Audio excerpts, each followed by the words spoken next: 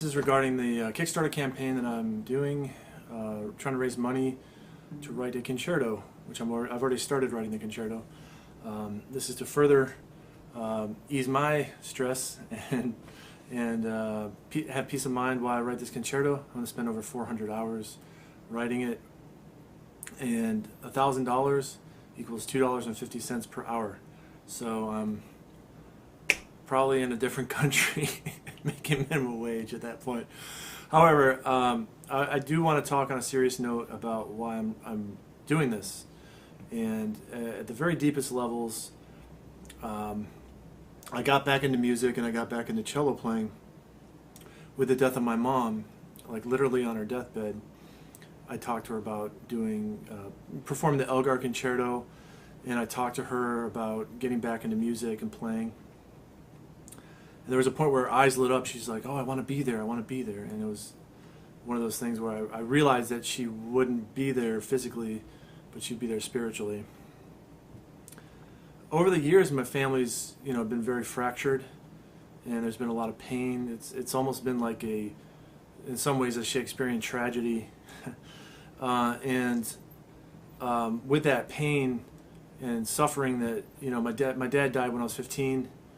Now my mom's dead when I was as I was 38. And I think what I've realized through this process is that when things are broken and when things are suffering and when things are beat down, they're out of that pain and out of that suffering and out of that brokenness, you can be created a new person. You can be created whole.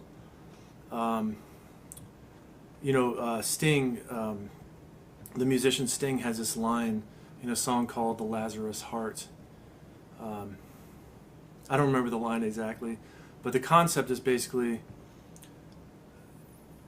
there's a man, and he feels this pain in his side, and he looks down and he sees there's a wound, and out of that wound a beautiful flower grows out of this wound.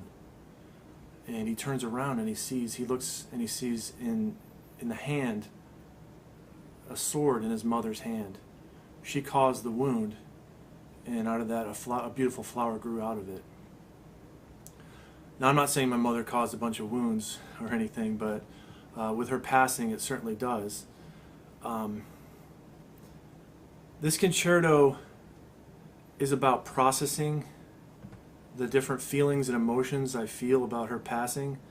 It's about honoring her death. It's about honoring her life. It's about looking deep within myself and overcoming the fears of doing music. Overcoming the fears, quite honestly, of being a great musician. Because I've always been afraid of that. And pushing forward with this concerto is about getting to the next level. And it's about conquering those fears with love of her, with love of the people who have helped me get to this place. So quite honestly, this concerto, it's not just music, and good music is never just music. It's about overcoming a great wall that's in front of me and busting through that wall and getting to the other side and realizing that I couldn't have done it. Paradoxically and ironically, I couldn't have done it without her passing.